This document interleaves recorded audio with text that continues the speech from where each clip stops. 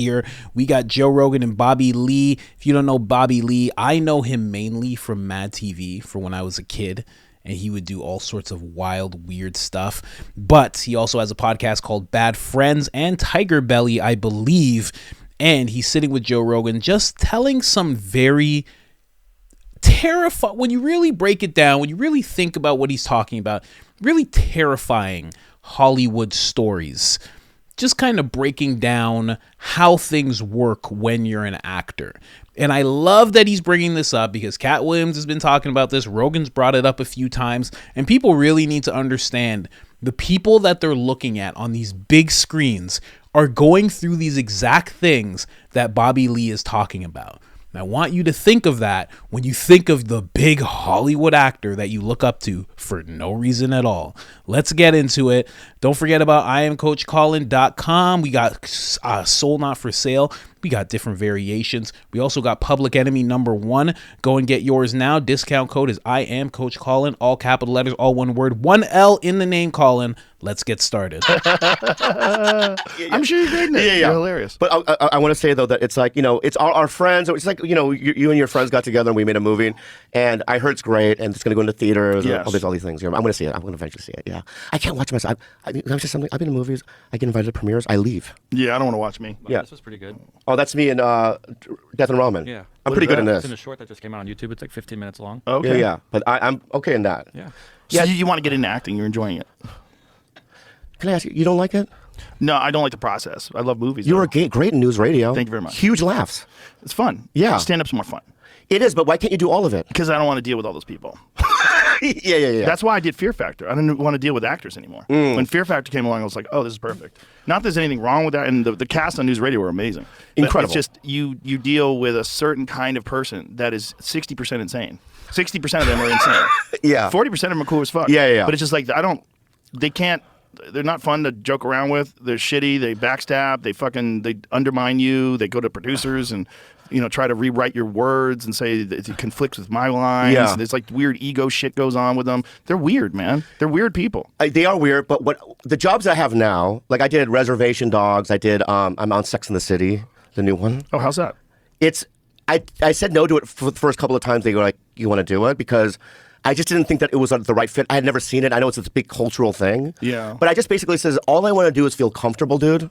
I said that to MPK, the showrunner, because I don't want to go in there and feel like people are mean and I'm stressed out. I don't need it. Yeah. And he comforted me. He was like, no, we want you on the show. And I would go to New York and everyone was super sweet. Like I put myself in situations that aren't that. I've had fucking directors call me a pan-faced gook. What? Yeah, I had a director call me that once. Was he also? No, he was a white. What? Yeah. How long ago? In the 90s. Wow. I don't want to call the director. He's a big director. Holy shit, And he dude. called the other actress a whore. Oh, my God. He's like, get on your mark, you pan-faced gook. Whoa. Yeah. This is back, when it wasn't woke. Is he alive? Yeah. Is he doing movies still? I want to so badly tell you who it is, but What's his name rhyme with? No, I'm not playing this game. I do the internet. Will you tell me later? Oh, yeah. Okay. Oh, yeah. Well, they're going to go through your IMDb, and they're going to find some likely candidates. Maybe we should do that. Yeah. Let the internet do it. Maybe we can play Warmer. Right. Warmer? Yeah. Warmer? No. One time this director, I worked for this Is he director. Italian? No, I'm not playing this game. Fuck you. Okay. One time I fucked up on a line, and he made the whole, everyone, like the cameraman, everyone, and the wardrobe, form a circle. They put me in the middle of the circle, and he goes, point your finger. And they all pointed their finger at me, and he goes, repeat after me. You're the worst actor on planet Earth. Oh, my God. And they all did that, and tears welled up in my eyes. And I remember a wardrobe lady looked at me, she goes, I'm so sorry. Oh, my God. Yeah, I mean, I had Michael Bay do something to me. What did Michael Bay do to you? He grabbed my face aggressively. Whoa. Why? What'd you do to him? Did you grab his balls? Did you wake up and do like sucking on his balls? I don't do that. I do that for comics. Okay. Yeah, I don't do it when I'm like on a. No, I did this. So I booked this commercial with Eric Stone Street. Right. Eric, he's on Modern Family. Okay. He plays the fat gay guy in it. Sure. So we played Tower Boys with Kim Cattrall. So it was a Pepsi commercial, I think. And she was in this bathtub.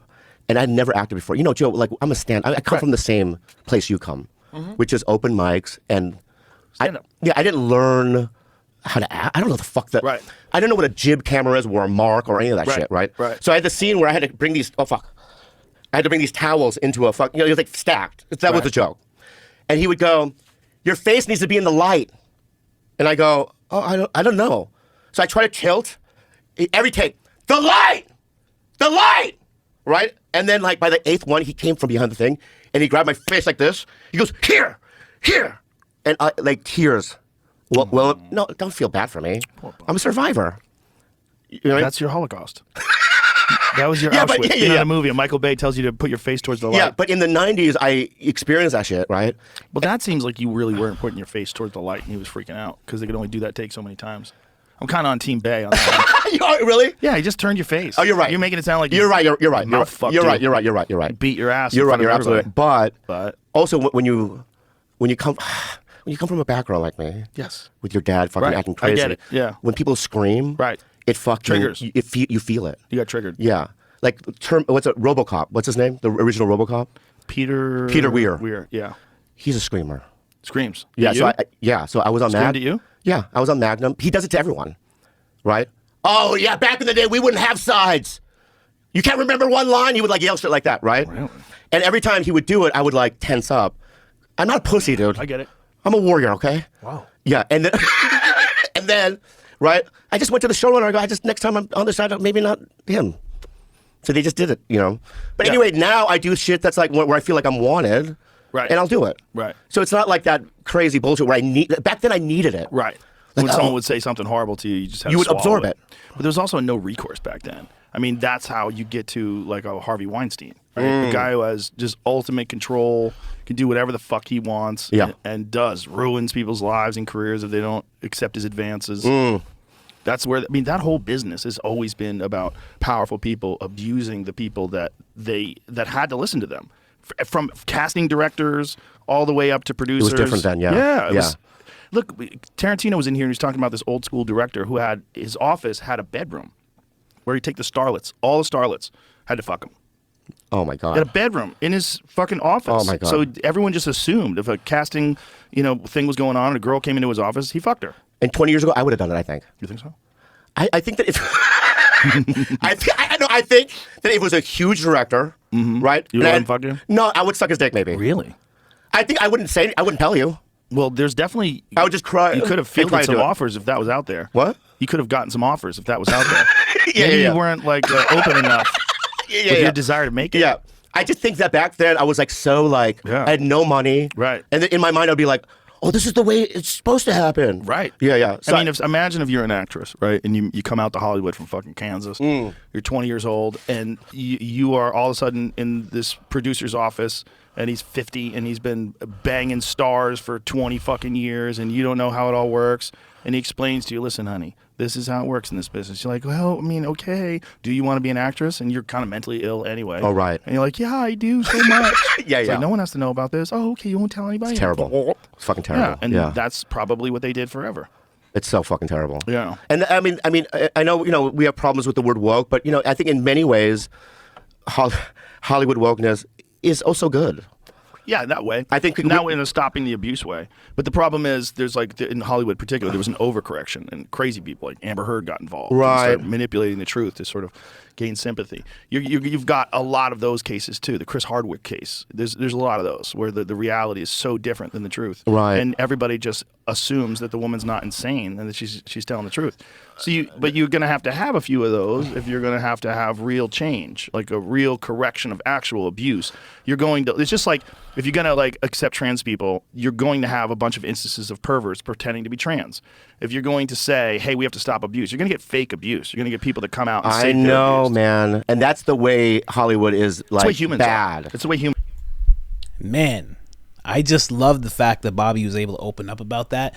I'm telling you, you see stuff like that all the time. When you work film and television, if you're listening close enough and you're around the actual core people who are acting out the scenes and stuff, you see stuff like that all the time. Not people grabbing faces and stuff, but getting talked to like that, getting talked down to like that, behind closed doors, that type of stuff. All of that's happening. Picture this. I remember Al Pacino, the way that he came up, pretty sure it was Al Pacino.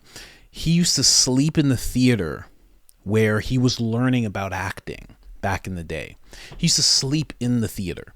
So everybody would go home and he'd act like he was going home, and then he'd just like kind of turn back and he'd just find a place to kind of hide and he'd sleep there. Now let me tell you something. He was young at the time. You go to that kid who's sleeping in a theater and you say, I want you to come to this room where there is me and 5 other male producers, and I want you to do X, Y, Z. And you're sleeping in the theater and you feel like you're so close to your dream and you've worked forever to do this. And it's the only thing you do. And it's the only skill set you have. And you want it more than anything. You might just go into that room and do some disgusting stuff. You know, Patrice O'Neal, he actually, there's a video clip where he talks about it. He goes, a lot of dudes just walk backwards into dark rooms because you're going to get bent over anyway. So you might as well just walk in backwards. That way you also don't get to see anybody's faces. Wild stuff that these actors are willing to do. So remember that. That's what you're seeing. When you see these people on the big screen, that's what you're seeing. You're seeing people who were so desperate that they would have done anything to be on that screen. They would have done anything to get that role. And believe me, you're going to be like, but Denzel, but Samuel, but Tom Cruise, but the guy I like, but the guy that I like. Forget about the guy. The guy you like is in the same position, would do the same thing, and probably did. Because these are not outliers. What Bobby's saying is not like, go to any actor and be like, hey, what was the worst experience? He'll be like, oh, okay, I can tell you. Go to anybody in film and television. Be like, what was your worst experience on set?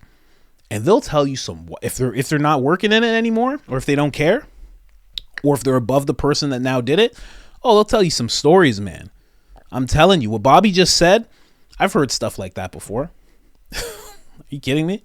I remember one time somebody was telling me, I was working something called Locations, and somebody was telling me about Will Smith's son and how Will Smith and his son were working a movie together. And when Will left, his son destroyed a trailer, like destroyed it, was telling people off, like just random people, makeup people, this, that, smoking blunts, smashing dishes, all sorts of stuff. As soon as he left, as soon as Will left, that's what his son started doing, apparently. There's so many stories like that, it's not even funny. I once knew a guy, one of the last things that I was on, there was a guy that I was, he was on the same movie. I won't say what department, but he was on the same movie. And he was telling this young girl, I don't know how young, but she was young. She was telling her, she was working around us. So she wasn't super young. She wasn't a kid, but she was young, impressionable. And he was telling her how he is a producer and how he can get her roles and help her in the industry. He was doing all sorts of drugs with like young people around, young people that we had recruited from the town that we were in. He was doing drugs around them. He was forcing them to roll blunts and joints for them. He was forcing them to be around while he was doing this stuff. I called it out. That gentleman didn't get fired. In fact, I was seen as the person who was the upstart, and I had 4 people contact me and say that they didn't want to work with me anymore. We weren't even working together, and they just called to like make it known. They're like, not for any reason. And I'm like, it's because of this guy, right? No. It has nothing to do with that. It has something else. Something else happened. And I'm like, okay. Weird stuff happens on these sets. Weird stuff. So trust me, a lot of these people that you might look up to, that you see on big screens, they have done some wild stuff to get in that position. Kanye West didn't say in that song, It All Falls Down, that the prettiest people do the ugliest things on the road to riches and diamond rings. He didn't say that for no reason. He said that for a reason. It's because it's true. It's very, very true. And I'll say it again. I just made a video about it saying this. Don't look up to those people. I'm telling you, they're pets. They're people who are put in positions, who are whipped into submission. The men who you think are these all-star glorious men are actually so, you know what, get put into the position so low and sacrifice so much integrity that if you knew everything, you wouldn't look up to them. You'd probably tell them to go get help. Tell them to go into a different line of work. You know what? I'll end with this. You know, somebody was talking. There's this hip hop documentary that's out. One of these guys in hip hop, he was talking about how one of the tactics that they use is that you'll go to a big party, you'll have a drink, you'll have a bunch of drinks, And then all of a sudden you'll pass out because somebody laced some kind of drink. And then you wake up and then somebody comes to you and says, you're going to sign this contract. And it's a terrible contract. And you're kind of like, why would I sign this contract? And then they show you a bunch of images of things you did throughout the night that you don't remember. I'm telling you, man, the entertainment industry, that mainstream entertainment, movie, music industry is gross. That's all I got to say. So glad that Bobby actually brought that up. And I just want to say, I wanted to look into the director that he was talking about, but Bobby has been in 100 different movies. So finding the directors and then figuring out which one it was, because it was just one, it's just so hard. So I can't even do that. So if somebody else on the internet figures it out, I'll bring you guys the story. But I tried, and I'm just like, there's just too much here. Way too much. Other than that, like, subscribe, share, all that good stuff. And in the words of Jimmy Dore, fuck the media. I'm out.